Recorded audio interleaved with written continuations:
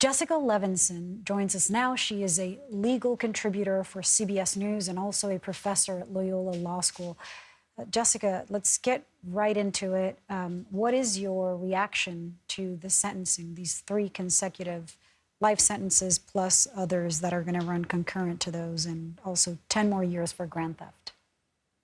My reaction is that you highlighted exactly the right things here, which is that Judge Boyce thinks that this was absolutely heinous and that Judge Boyce really did not give much credence to the defense's argument here that Miss Vallow really didn't know what she was doing or didn't understand that what she was doing was wrong, that he gave no credence to the idea that maybe mental health could explain these killings. You were exactly right to highlight, again, that the judge used the word heinous, that he talked a lot about how gruesome these crimes were, emphasized the fact that her children were brutally murdered by her, and spent some time explaining why he really felt that mitigating factors were not present. I thought it was very interesting that at the end, after for each count, he had essentially given the maximum amount, life without the possibility of parole for all of the murder counts or conspiracy to commit murder counts. He then spent a moment saying, should this be consecutive or should it be concurrent? And he said, in a sense, it doesn't matter because this is life without the possibility of parole. And then he said, but the interests of justice indicate to me that these sentences should be consecutive, meaning he was doing absolutely everything he could within the bounds of the law to give her the maximum sentence possible. Now, Jessica, I was just stunned, stuck to the screen listening to her testimony. It was the weirdest experience to hear her talk about how she still today continues to believe in these delusions that her children are in heaven, that, that they appeared to her before, that she was somehow told to do this, that her children came to her and told her you did nothing wrong, that they're happy in heaven. I wonder, what is the point of hearing her at this juncture where there's already been a sentence decided, to hear her say, well, just all of these delusions in front of a court? What do you think is the strategy there? Well, I think it's not so much a strategy as it is that people get their moment in court. And so we had the impact statements, and she, as the convicted murderer at this point, was able to have her moment where she was able to say to a judge, this is what I think, this is what I believe. Now, if there is any strategy, it's to try and convince the court that this is somebody who's so mentally ill. What is the purpose of giving her the maximum fine under the law?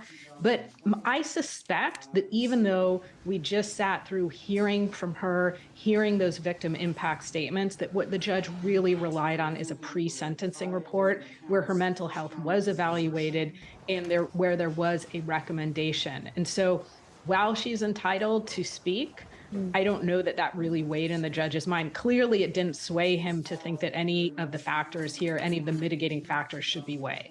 It's interesting to hear the judge, because at first, when we first started listening, he was walking us through everything that he took into consideration.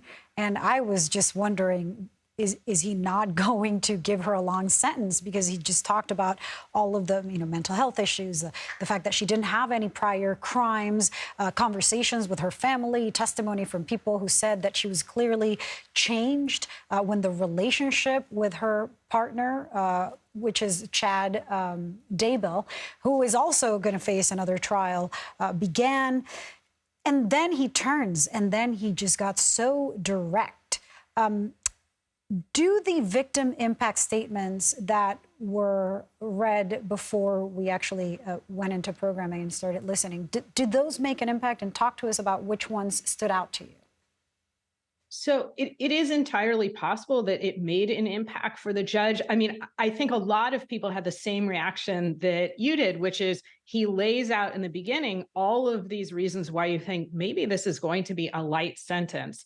And then he goes for the jugular, so to speak, and he says, but. And that really felt like there were 2 parts to his statement. It was all of the first part, and then, but here's what really matters.